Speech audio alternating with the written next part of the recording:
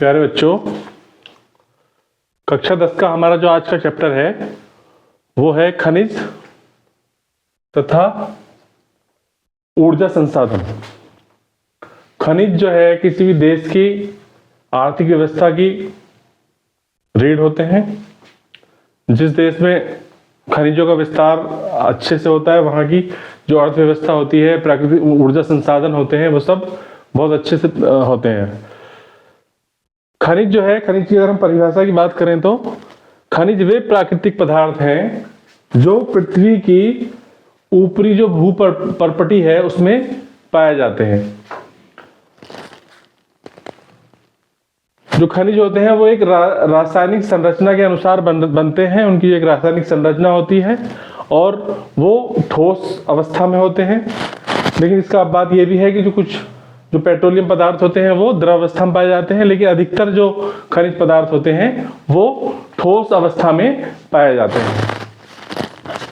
इनका जो है विशेष आर्थिक महत्व होता है। जितने भी खनिज पदार्थ पाए जाते हैं उनका एक विशेष आर्थिक महत्व होता है, जो कि हमारी जरूरतों में, जो कि हमारी जो दैनिक जरूरतों की चीजें हैं उसमें जो है इनका प्रयोग, बहुत सारे खनिज पदार्थों का प्रयोग हम अपने दैनिक जीवन में अलग अलग तरीके से करते हैं। खनिजों की विशेषताएं क्या क्या है? खनिजों की विशेषताएं हैं ये जो है हमें प्राकृतिक रूप से प्राप्त हुए हैं। जो खनिज पदार्थ हैं उनको मानव ने नहीं बनाया है।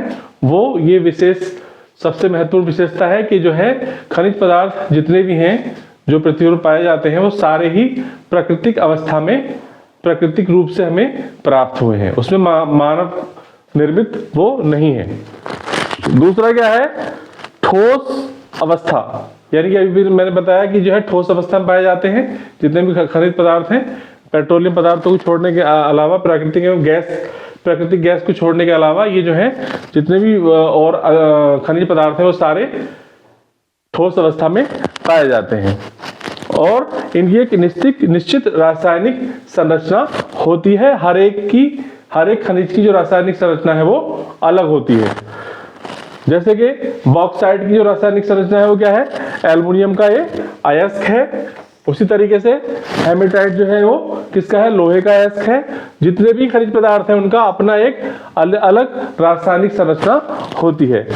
विशिष्ट भौतिक गुण होते हैं इनमें। जितने भी खनिज पदार्थ पाए जाते हैं उनमें अलग अलग विशिष्ट भौतिक गुण होते हैं। जैसे उनका रंग अलग होता है, कठोरता पाई जाती है, चमक होती है, उनका अपना घनत्व होता है और इन जितने भी खनिज पदार्थ हैं इनको इनके गुणों की, जो इनमें गुण पाए जाते हैं उनके आधार पर ही इन खनिजों की पहचान की जाती है। ये जो है बहुत ही सीमित संसाधन होते हैं। जो खनिज पदार्थ हमें प्राकृतिक रूप से पाए जाते हैं वो बहुत ही सीमित संसाधन, सीमित खनिज होते हैं जो इन्हें बनाने में लाखों करोड़ों वर्ष लगे हैं प्राकृतिक रूप से। बहुत समय पहले इनके जो है रासायनिक संरचना स्टार्ट हुई होगी और इन्हें जो है अब जो है हम खनिजों के रूप में हमें प्राप्त हुए हैं। जब जो खानों से हम जो है प्राप्त करते हैं वो ये इन्हें बनने में लाखों वर्ष लगते हैं। उसके अलावा इनका क्या है? असमान वितरण होता है। एक विशेषता क्या है इनका? पृथ्वी पर असमान वितरण पाया जाता है। ये हर क्षेत्र में जो है नहीं पाए जाते। इनका एक विशिष्ट क्षेत्र होता है जिस क्षेत्र में कहीं लोहे का, कहीं कोयले का क्षेत्र है, कहीं लोहा पाया जाता है, कहीं सोना पाया जाता है, चांदी पाया जाता है। अलग अलग जो जितने भी खनिज पदार्थ हैं, कहीं पेट्रोलियम पदार्थ पाए जाते हैं, उनका अलग अलग क्षेत्र होता है। भारत में भी ऐसा ही है। भारत में भी जो खनिज संसाधन, खनिज प्राप्त करने वाले क्षेत्र हैं वो सब अलग अलग क्षेत्र हैं, उनके विशेष क्षेत्र हैं। आर्थिक महत्व, खनिज पदार्थ किसी भी देश के औद्योगिक व आर्थिक विकास में महत्वपूर्ण भूमिका निभाते हैं। जिस क्षेत्र में अच्छे खनिज पदार्थ पाए जाते हैं, विशेष मात्रा में खनिज पदार्थ पाए जाते हैं, वहाँ की औद्योगिक संरचना बहुत डेवलप होती है और वहाँ का आर्थिक विकास बहुत ही महत्वपूर्ण होता है। इन्हें जो है खनिज पदार्थों को औद्योगिक और आर्थिक विकास की रीढ़ कहा जाता है। इनका प्रयोग किसमें होता है? उद्योगों में होता है, परिवहन क्षेत्र में होता है, ऊर्जा उत्पादन में भी इनका उपयोग होता है। खनन द्वारा प्राप्त किए जाते हैं। जो खनिज पदार्थ है वो किसके माध्यम से प्राप्त किए जाते हैं?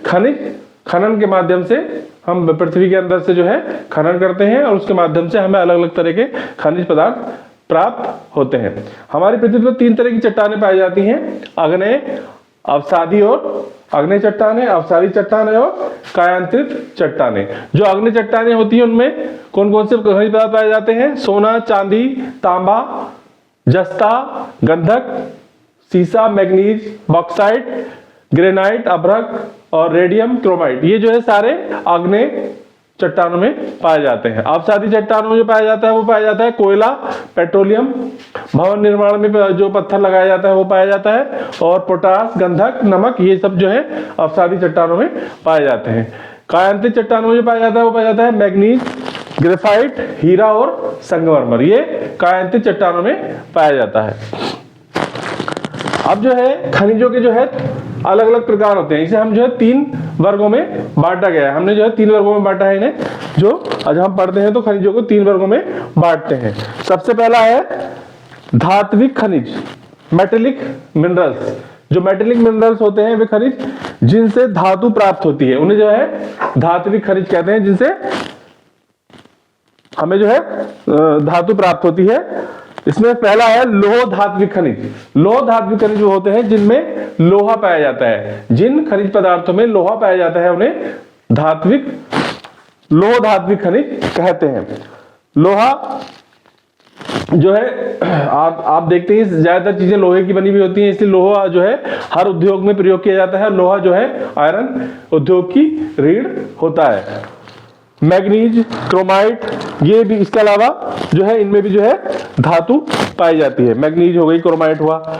और इनके क्षेत्र कौन कौन से हैं? उड़ीसा है, झारखंड है, छत्तीसगढ़ है। छत्तीसगढ़ में चिकमंगलूर है जो क्षेत्र है इसका, वहां पे एक जगह है चिकमंगलूर, वहां पे जो है नहीं, छत्तीसगढ़ में है दुर्ग, बस्तर और बेलाडीला की पहाड़ियों में ये जो है लोहा पाया जाता है।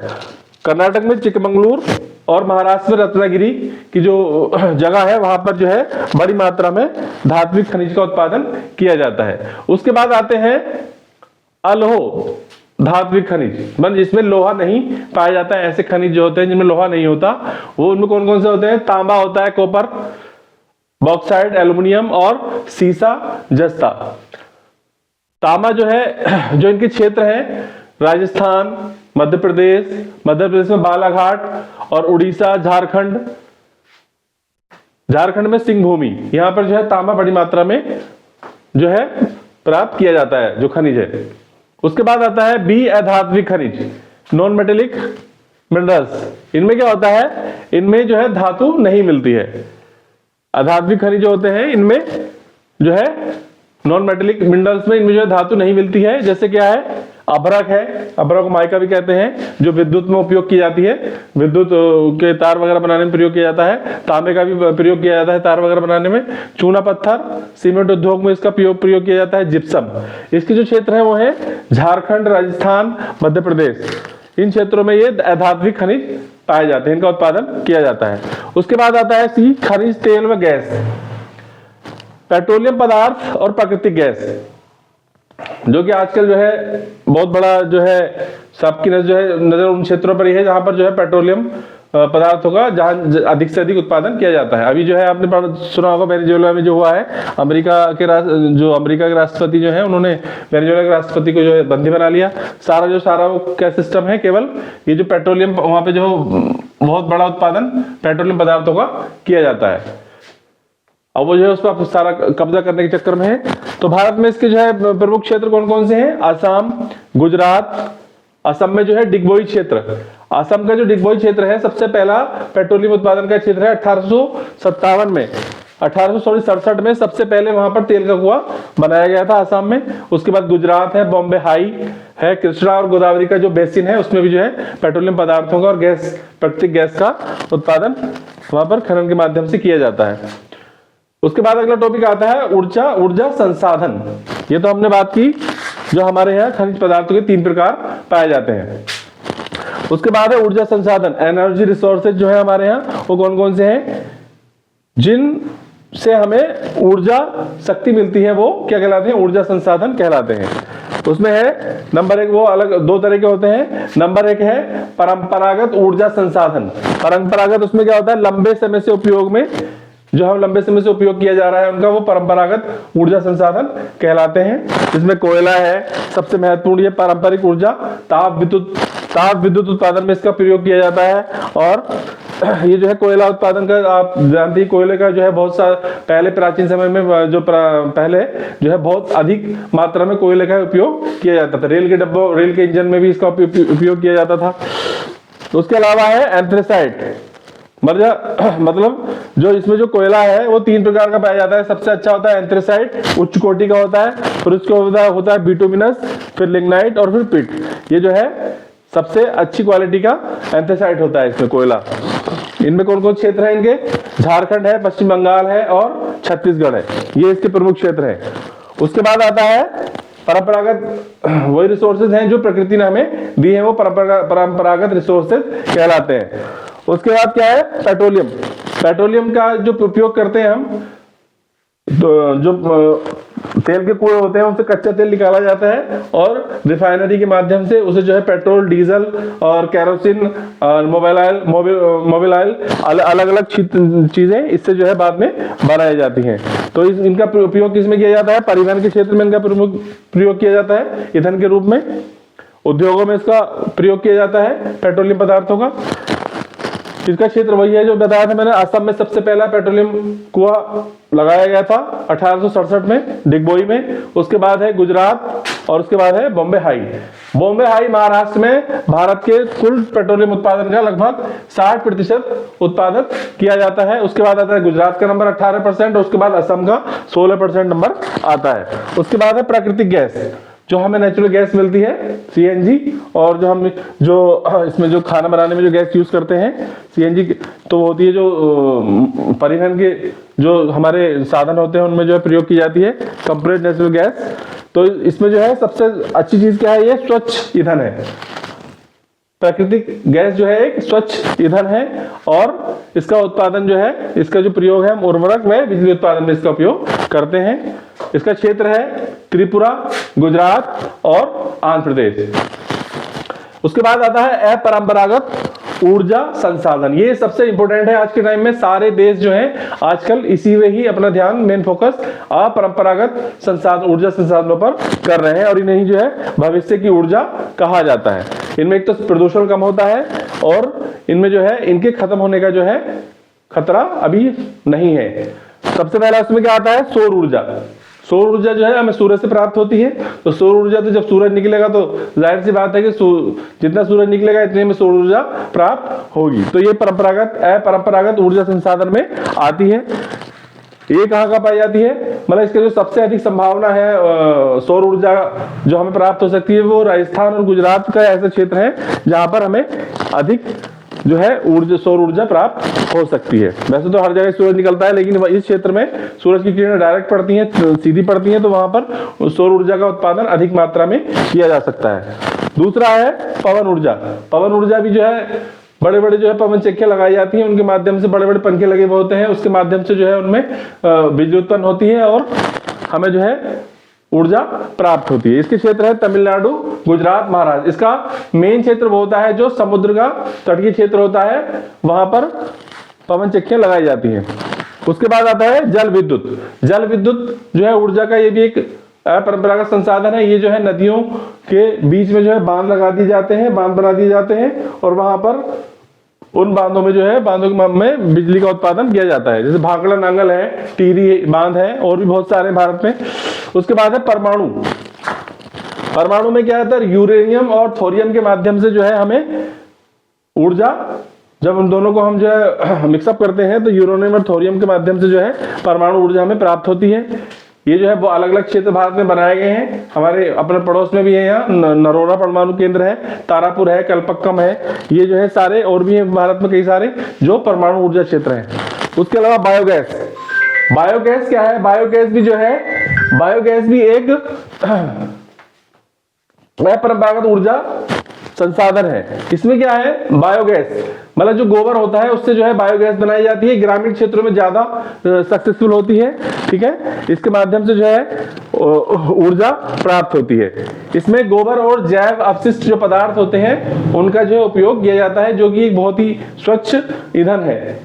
ये जो चारों हैं जो अपरंपरागत ऊर्जा, अपरंपरागत ऊर्जा संसाधन है, ये चारों ही सौर ऊर्जा, पवन ऊर्जा, परमाणु ऊर्जा और क्या कहते हैं बायोगैस, ये चारों ही बहुत इंपॉर्टेंट है और आने वाले भविष्य की इनको जो है ऊर्जा कहा जाता है। सारे देश जितने भी दुनिया के जितने भी देश हैं वर्ल्ड के, वो सारे ही इसकी तरफ अपना ध्यान लेके जा रहे हैं और इस क्षेत्र में ही अपने आप को डेवलप कर रहे हैं।